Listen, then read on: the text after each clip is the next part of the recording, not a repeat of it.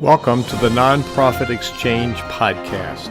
Stories by leaders for leaders to help you raise the bar on your own excellence, to release the potential inside of you.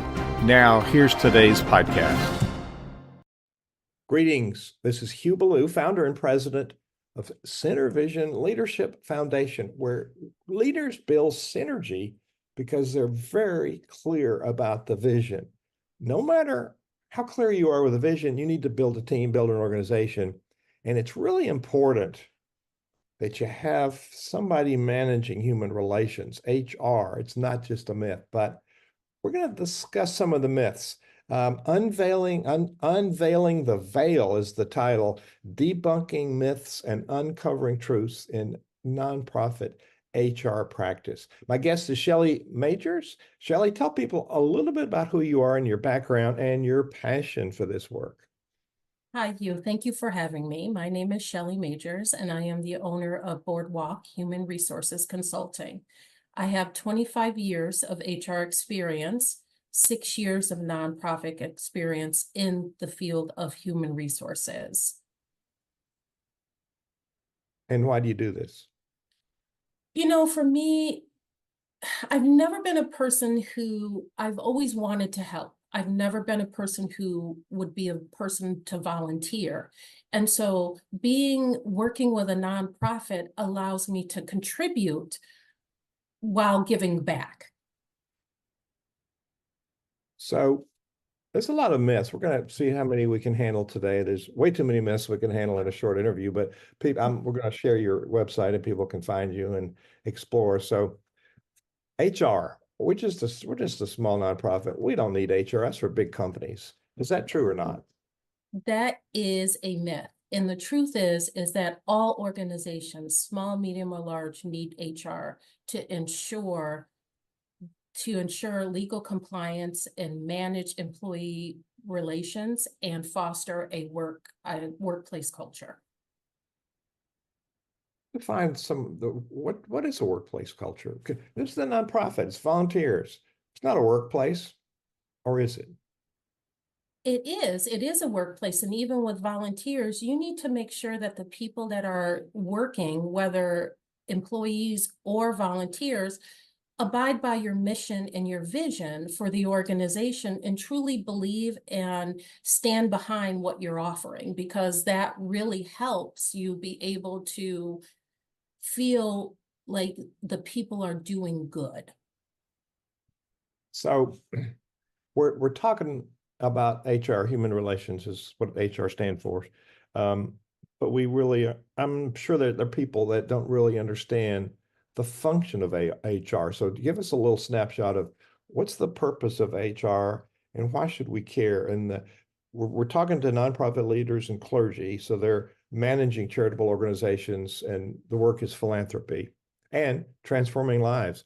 But we need to pay attention to business. So talk about what is HR and why should we care? So HR is really, like you said, the human part of an organization. And at the end of the day, you need to make sure that your employees or volunteers are happy and engaged. But also HR also helps with growing that culture. We also work with strategic planning and succession planning. So you have an executive director that's going to retire soon. Who's going to take their place? Someone within the organization, someone outside of the organization. That's something most of us don't think about, you know? I Right. didn't know that. I'm glad I asked the question. What else? That's really important stuff. What else? One of the other things to think about too is that even though the myth is that nonprofits don't have money and nonprofits aren't successful, so some of them are very successful, there are still things that you need to look at. You need to look at how the money is going, the proceeds are going towards the administration side of a nonprofit. So 15% has to go towards payrolls, something along those lines. But also there's legal compliances that you don't think about. You have an employee contract. Are your employees abiding by this contract? Is the contract legal? Because you could have LegalZoom write it for you, or you could have an attorney write it for you, but how do you enforce it? Yeah, it's a piece of paper. We need to make sure that everybody's read the piece of paper. Yes. But there's a lot of things we think, oh, we're just doing charitable work, we can skirt by. But if somebody has a beef against you, you might see them in court. So it's really good to have your ducks in a row. So Yes. there's a myth that HR is only for hiring and firing. Is that true? That is not true. Someone asked me that the other day, and I told them, I said, we do so much more. On top of, again, caring for your employees, what we do is make sure that the organization is running smoothly. Everybody is in the roles that they need to be in. We're working with leaders, we're coaching, we're mentoring employees and managers, leadership on how to interact. You have a lot of leaders who are great leaders, but they don't know how to interact with their employees. And everything goes from the top down. So you have to really work with those leaders to ensure that everything down here is running smoothly. So the leaders are payroll staff, but they're also volunteers and there's contract personnel. So is there a different relationship with them? Or are we trying to empower them and respect them and help them, all of them the same way? It's interesting. Throughout my years of working in HR, I've been a contractor, but I've also been an employee. And so as a contractor, I've always been treated differently. And at the end of the day, that's very true. Contractors and volunteers and employees, they all have a different kind of status in the organization. And the understanding is that you really have to nurture all of them. You have your contractors who are there to help. You can't treat them as employees. You can't offer them benefits and, pay and PTO and all that other stuff. So you really have to make sure that you're treating them in a way similar to the employees so that they remain engaged. You have to include them because you hired them for a reason. Contractors aren't cheap. But it's not an expense as much as it is an investment in the things that are sometimes intangible but are important. Which are very important. That's very true. You hire a contractor or the consultant with the best intention of them providing you the service that you need.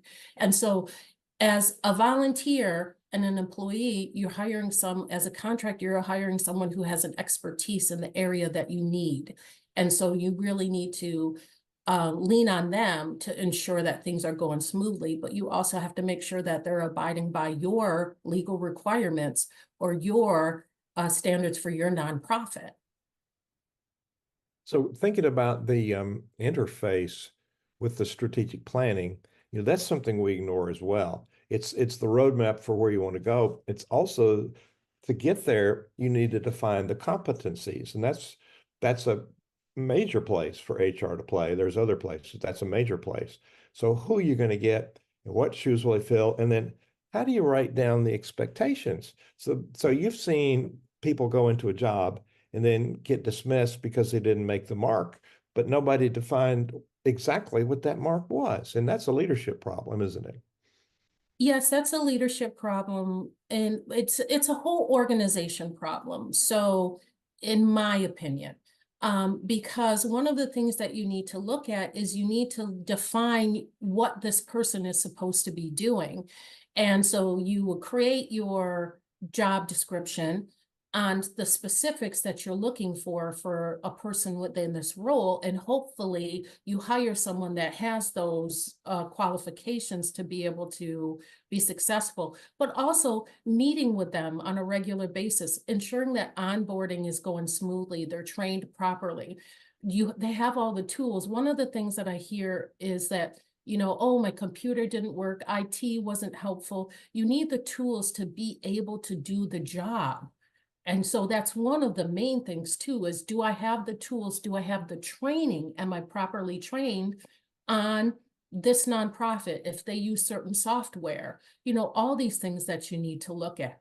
So a thorough job description and a really good onboarding program for volunteers, contractors, employees is very important. It's essential. Yes. And somebody like you has the years of expertise, and you know where the potholes are in the wall, the hard stops, and you know where the problems could arise. And I meet a lot of people say, I just have this passion for helping people. I don't know anything about running a business. Well, nonprofit, just want to reiterate, it is a business. It's not we're not focused on a profit, but we do have to maintain cash flow and profitability to be able to pay the bills to help more people. And part of helping more people are our healthy culture. And if we underestimate that value of a healthy culture, we're limiting the amount of value we can provide the mission that we're called to do. So, Shelley, this is eye-opening for me. I've never interviewed an HR person in 400 interviews, so this is a treat. So, you talked about contractors. So, people say, "Oh, I can't afford to hire an HR person." How do you respond to that? So when they say they can't afford to hire an HR person, the question is, are you prepared possibly for a legal lawsuit? Because you may not necessarily, I'm not saying not all nonprofits don't do compliance, but there's things that you need to think about when you have employees. Are you abiding by state laws, abiding by employment laws, abiding by payday laws? And is your employment contract solid so that if someone violates a portion of the employment contract, what does that look like for the company? You don't want to avoid, you want to avoid an illegal lawsuit. So your choice, you hire HR, or you could potentially have a lawsuit, which could cost you, your organization, thousands, millions of dollars. And maybe you personally, if you've been negligent. Yes, right. And you can't just treat employees any old way you want to. You throw the word hostile work environment out there, everybody goes running in the organization because they're trying to figure out what's going on. Why am I in a hostile work environment? So Yeah. You mentioned payroll. So there's the W-2 employee that you mhm. specify what they do, but there's also the 1099 employee. So there's now if somebody's hiring you, for instance, they're paying your company. So Yes. there's not really a 1099 relationship. They're hiring a company. It's like they're doing business with Amazon or something. They're paying a company. But many times we hire an individual, and that's what we call a 1099 employee. They're not payroll. We don't pay payroll benefits. But sometimes we tell them everything to do, so there's not exactly clarity everywhere on whether they're an employee that you have to pull a whole payroll tax and have benefits or not. Do you help advise people on that? Is there a slippery slope there? There is a slippery slope because technically a 1099 employee works on their own hours. So when you start telling someone you need to be available from 9 to 5, then you're now telling them that you're an employee of the company. Where if you're a 1099, I can say, okay, I'm going to work from 5 to 9 tonight because that's when I'm available. And so that's one thing that you need to be very careful about. And you're right, it's a slippery slope, and a lot of people don't think about it. And as a consultant, you want to do the best job that you can do. So if someone says, I need you available from 9 to 5, you're like, okay, no problem. But then you're telling me when I need to work. And so now I am an employee of your company. And many people do not realize that. So the Yes. employee could complain, and then you got to come up with the payroll tax that you didn't withhold, and you're part of that. And then the Social Security. So and all the things, whatever you have to come up with. So being knowledgeable actually is good stewardship because we're managing other people's money because it's donor money mostly. Yeah. And so being good, this is all good stewardship. It's just very, very, very good today. This is good stuff. You can take this to the bank, folks. If they can't afford one, you can either hire one on a staff or you can do a contract person. So what's the difference there? Both of those work out?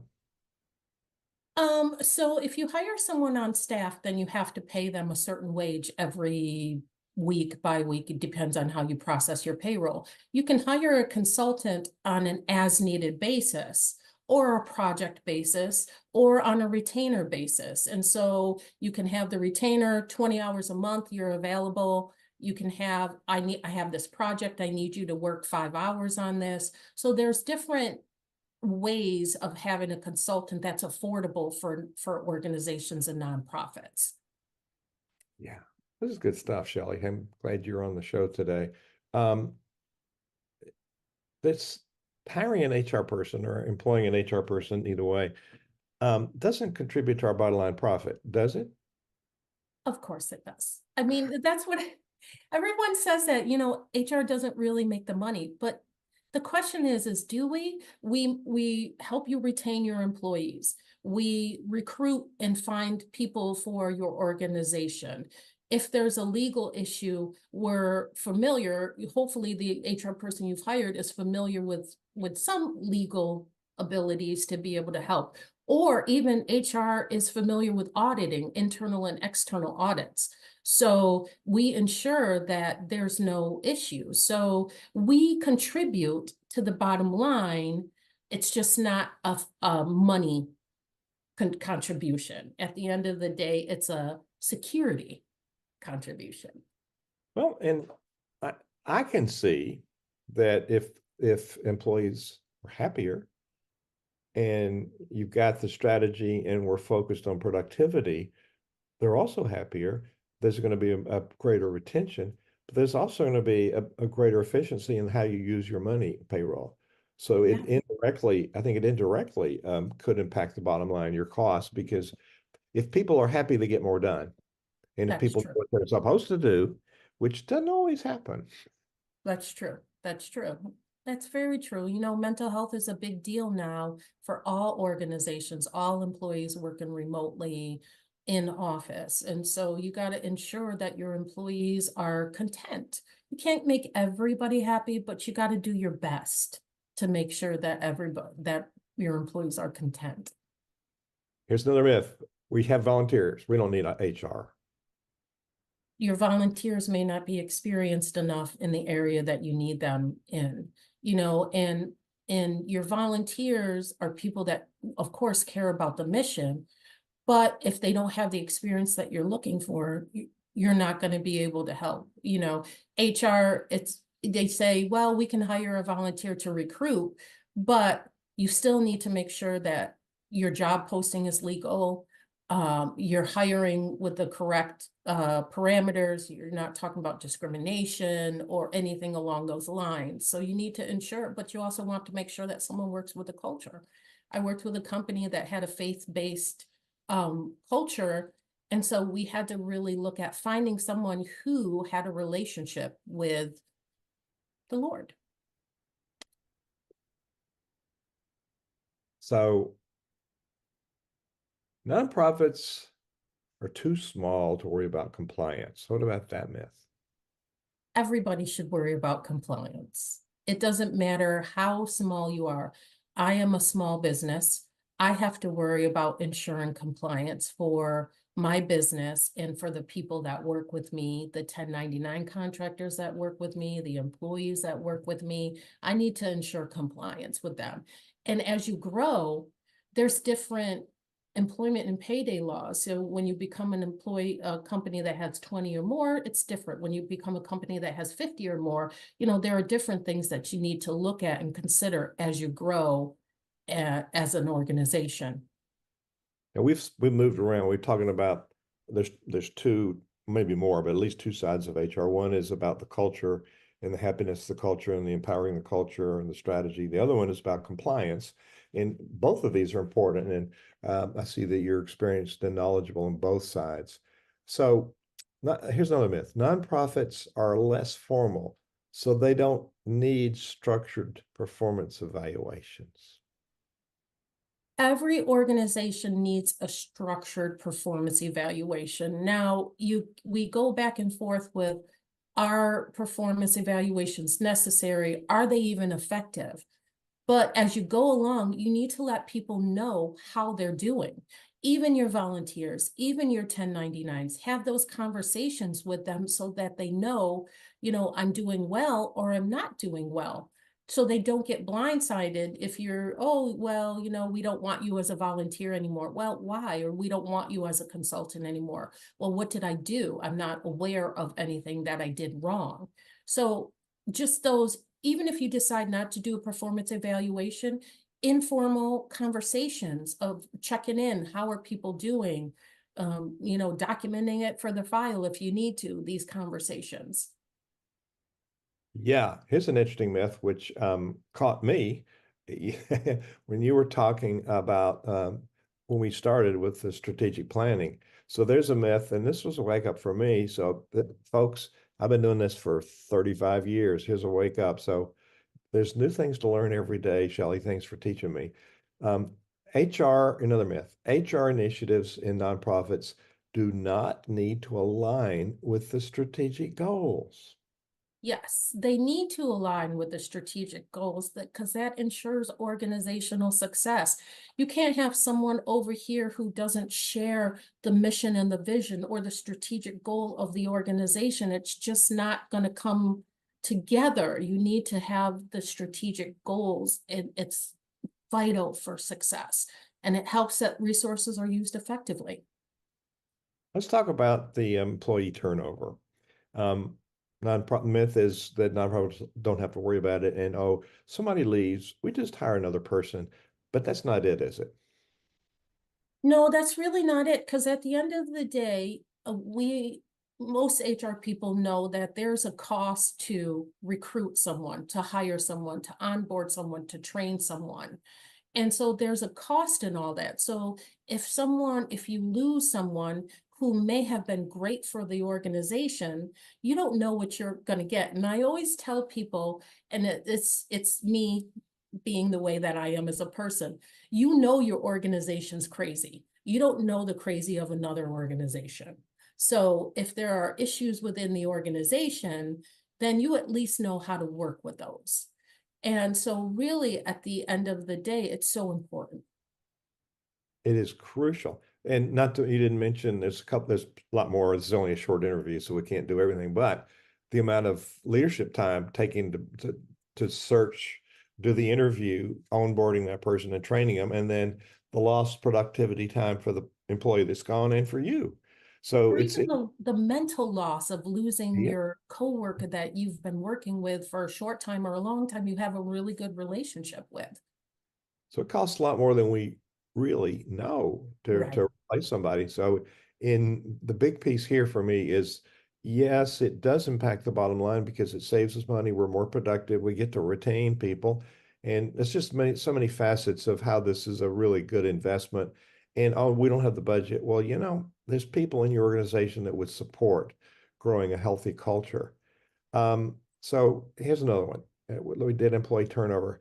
You were pretty much the end of my list, and we're tracking good on time.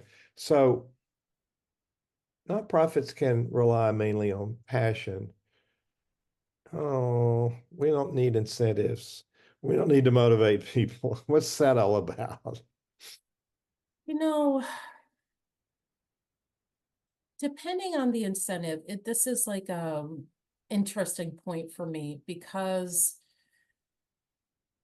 sometimes for people it's not about the money.